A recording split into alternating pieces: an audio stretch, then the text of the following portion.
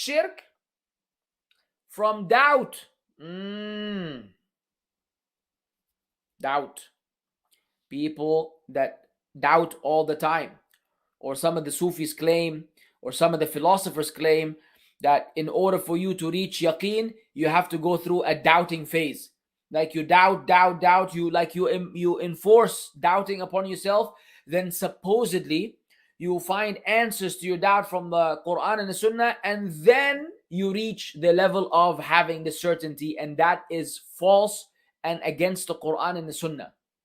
You don't introduce and expose yourself to doubts and then try to find an answer to those doubts, because if you fail in finding the answer, or if for whatever reason the answer does not satisfy you, then my brother and sister, you are in trouble.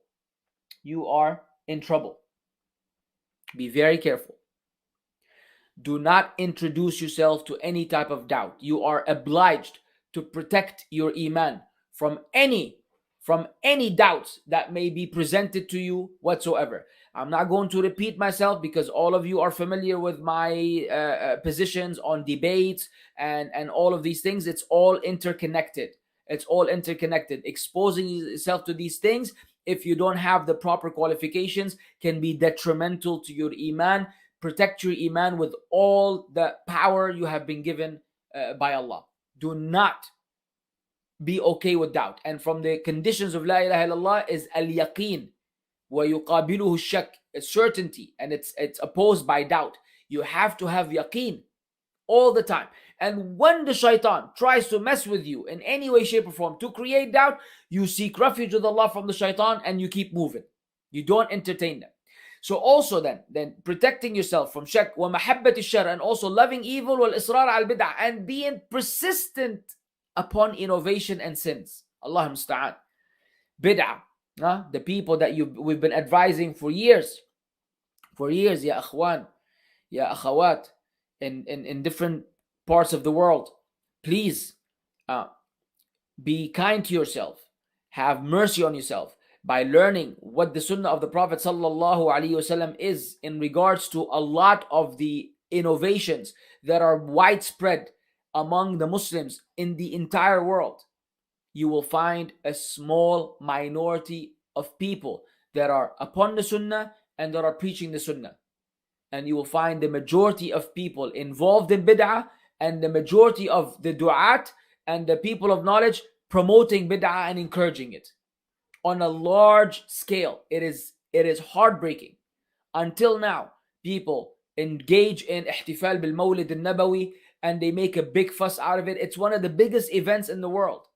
An innovated event that has no basis in Islam, that did not come until 300-400 years after the Prophet ﷺ, by the Fatimites, by a denomination of Shia, who were trying to compete with the Christians and their Christmas. That's how and when Al-Mawlid al-Nabawi was introduced. And today it's one of the most important events and festivals in the Muslim Ummah that is largely celebrated.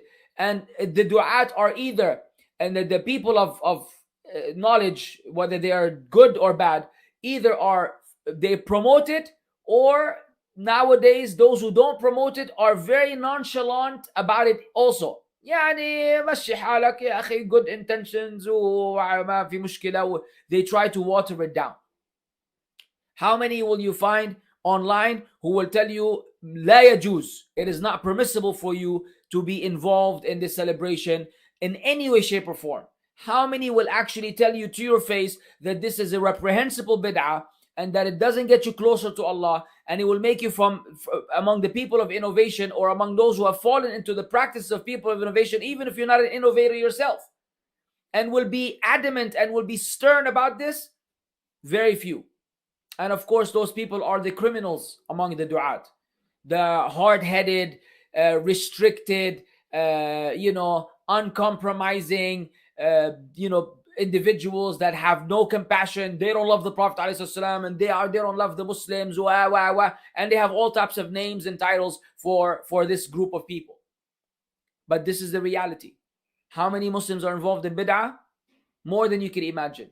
Everywhere you go, everywhere around you, bid'ah is everywhere. It is unbelievable. Unbelievable. In almost every, I cannot think of an act of worship where there aren't at least 4 or 5 bid'ah that are part and parcel of this act of worship, and all of them are done by 80-90% of the Muslims, and it's common practice.